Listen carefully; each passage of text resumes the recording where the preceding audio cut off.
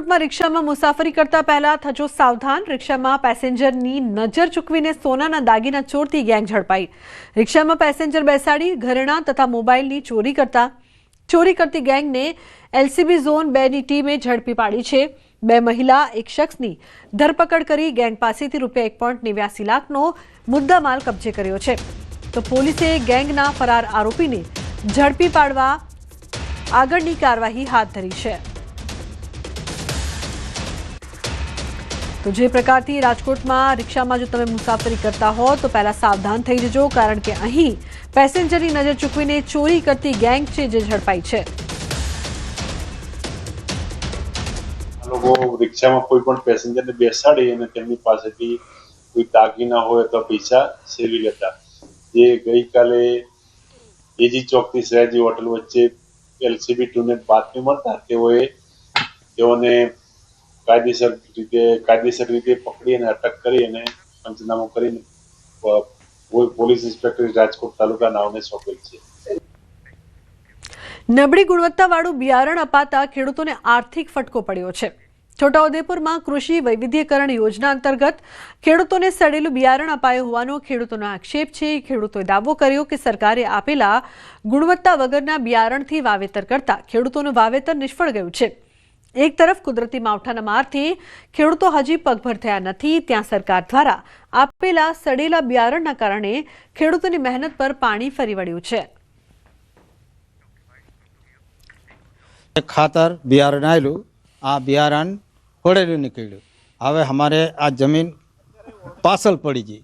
હવે पाછી लावीने ओरवा तो ए मोड़ी थाय એટલે पाછી लावीने नाखी અને જોડે ખેતર હતું તે અમારા ખોનગી દુકાનેથી લાવીને હોય તે કમ્પ્લીટ બિયાર ઉગી ગયું અને આયે સરકારે આવેલી તે નહીં ઉગી, હળેલું નીકળ્યું। આથી આ રવિ પાકની અંદર જે બિયારણ આપવામાં આવેલું એમાં ટામેટા, રીંગણ, મકાઈ, ડીએપી ખાતર અને નેનો યુરિયાની એક બોટલ આપવામાં આવેલી। એમાંથી ખેડૂતો ઓરતા પછી ખબર પડી કે બિયારણ રીતસર બગડેલું છે, તો અમે અહીંયા ઓફિસમાં આવીને જાણ કરી। કૃષિ વૈવિધ્યકરણ યોજના અંતર્ગત બિયારણની ખરીદી કરનાર 1000 ખેડૂતો છેતરાયા। બિયારણ ખરીદી ખેડૂતોએ હોશે વાવણી તો કરી, પરંતુ દિવસો વીત્યા છતાં મકાઈનો છોડ ન નીકળતા ખેડૂતોની ચિંતા વધી હતી। જે બાદ ખેડૂતોએ ખાનગી બિયારણના વેપારી પાસેથી બિયારણ ખરીદીને વાવેતર કર્યું। તે મકાઈ ઉગી હતી, જેથી ખેડૂતોને અંદાજો આવ્યો કે આ બિયારણ ગુણવત્તા વગરનું છે। કમોસમી વરસાદ પડવાના કારણે ખેડૂતની સિઝન બગડી, કુદરતનો માર પડ્યો। પણ આ જે સરકારી માર છે, પેલા કુદરતી મારમાં તો સરકારે સહાય હજુ કરી નથી, કરવાની છે કે નહીં, ક્યારે કરશે ખબર નથી। પણ અત્યારે 1000 ખેડૂતોને ખોટું બિયારણ આપીને એને માર પાડ્યો છે અને સિઝન બગાડી છે। આનાથી ખેડૂતની સિઝન બગડી અને મહેનત ગઈ। તો રોષે ભરાયેલા ખેડૂતો કેન્દ્ર પર પહોંચ્યા। ખેડૂતોએ બિયારણ અંગે રજૂઆત કરતા બિયારણ બદલી આપવામાં આવ્યા। ત્યારે સવાલ એ ઊભો થાય છે કે તપાસ કર્યા વગર બિયારણ કેમ બદલી આપવામાં આવ્યા। જે ખેડૂતોનો ઇસ્યુ છે મકાઈનો, એ લોકોને નવું મટીરિયલ અમે રિસોલ્વ કરી આપીએ છીએ। એક જર્મિનેશનનો થોડો ઇસ્યુ છે અને અમુક થોડુંક કન્ટેન્ટ થોડુંક રફ આવ્યું છે। ઇસ્યુ વધારે જર્મિનેશનનો છે। આના માટે ચોક્કસ કારણ તમારી જે કંપની છે બરાબર, એમના થ્રુ તમને મળશે। જે ખેડૂતની ફરિયાદ હતી એના આધારે અમે અહીંયા જીએટીએલ ડેપો પર અત્યારે આવ્યા છીએ।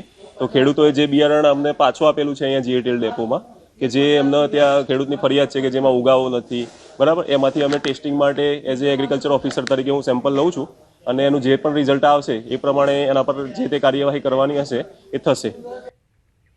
બનાસકાંઠા પોલીસે દારૂ અને ડ્રગ્સ મામલે મોટી કાર્યવાહી કરી છે। જિલ્લામાં 3 માસમાં દારૂના 3164 કેસ કર્યા અને 20 કરોડથી વધુનો મુદ્દામાલ જપ્ત કર્યો।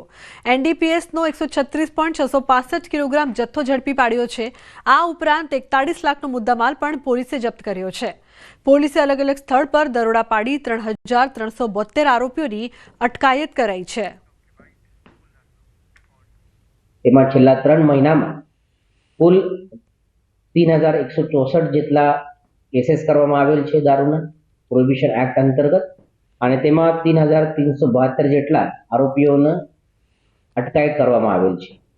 આ જે પ્રોહિબિશનના કેસીસ છે જેમાં લગભગ 20